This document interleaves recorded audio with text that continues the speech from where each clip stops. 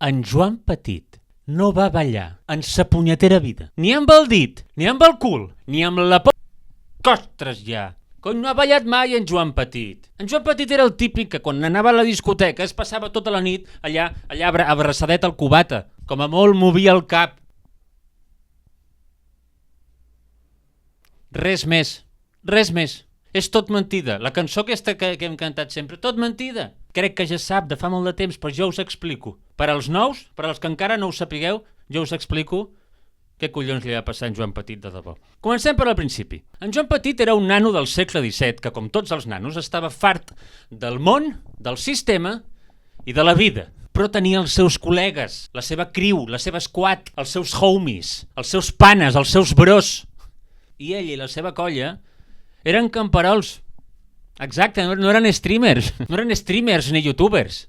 En aquella època no havia internet. Calla, cony. Això no té res a veure. Eren millors.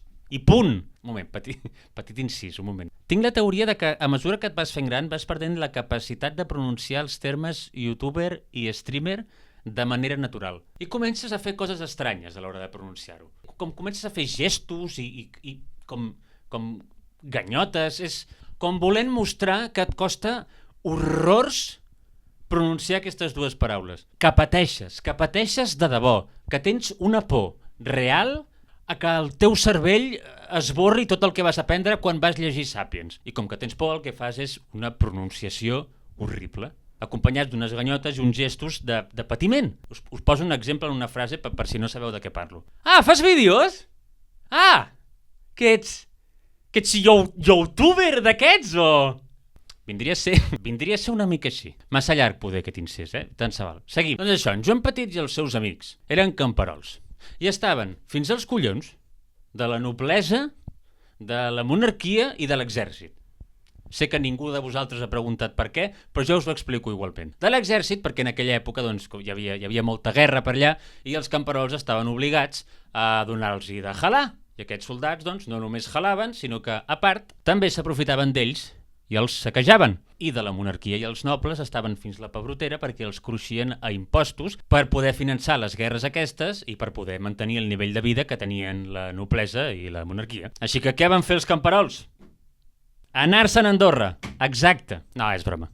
Eren pobres. Ara sí, el que van decidir va ser intentar carregar-se'ls. Bé, no sé si era com l'objectiu principal, però van iniciar el que s'anomena la revolta dels crocants. O sigui, van haver-hi 3 d'aquestes revoltes i la d'en Joan Petit va ser l'última, la tercera.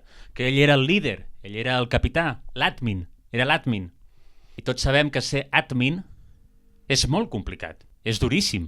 I els que defensaven en Lluís XIV van enxampar en Joan Petit en algun moment d'aquesta revolta i el van condemnar. El van condemnar a una batalla de breakdance a la plaça del Macba. Exacte. I van ballar amb el dit, amb el cul... No, hòstia! No! No van ballar, collons! Que és tot mentida, que us ho he dit al començament. El que van fer va ser condemnar-lo aquesta merda d'aquí, a la roda aquesta. Que et fotien allà lligat de mans i peus i allò començava a girar fins que tu rebentaves per tots costats. Era com un unboxing amb pressa, un unboxing ràpid. Saps quan ets petit i venen els reis?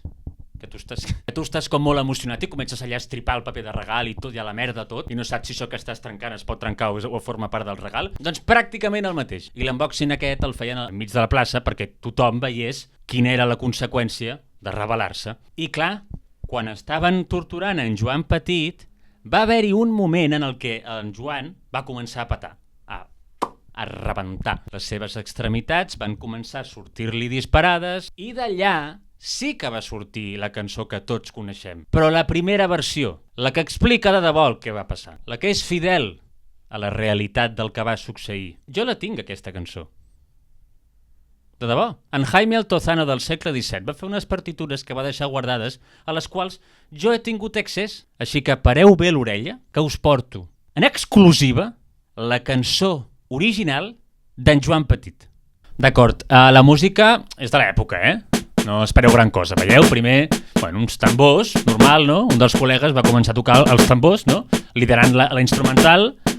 L'altre es va animar, un altre es va animar amb aquesta mena de bongos, no? Són bongos, no ho sé gaire, tampoc aquí em digueu ara l'altre amb una mena de...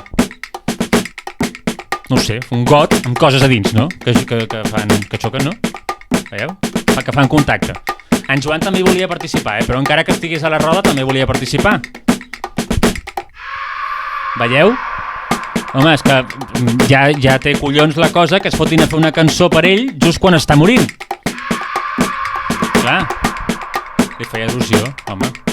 Si pot morir a la vegada, participar a la cançó, millor. I l'altre amic aquí s'animava amb una flauta, amb una mena de flauta que tenien, per fer una miqueta la melodia, no? I després l'altre es fotia a improvisar.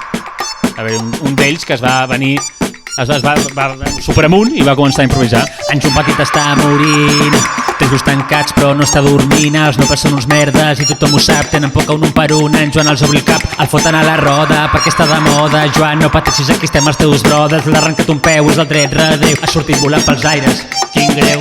En Joan Petitet ja no té peu dret, el té la Consol, que l'ha agafat al vol.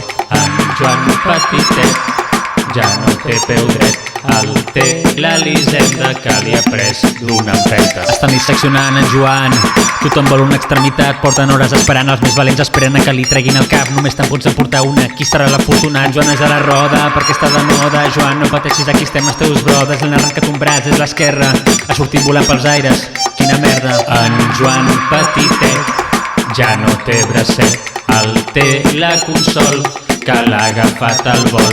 En Joan Petitet ja no té bracet, el té en Fortun, que li ha pres d'un cop de puny.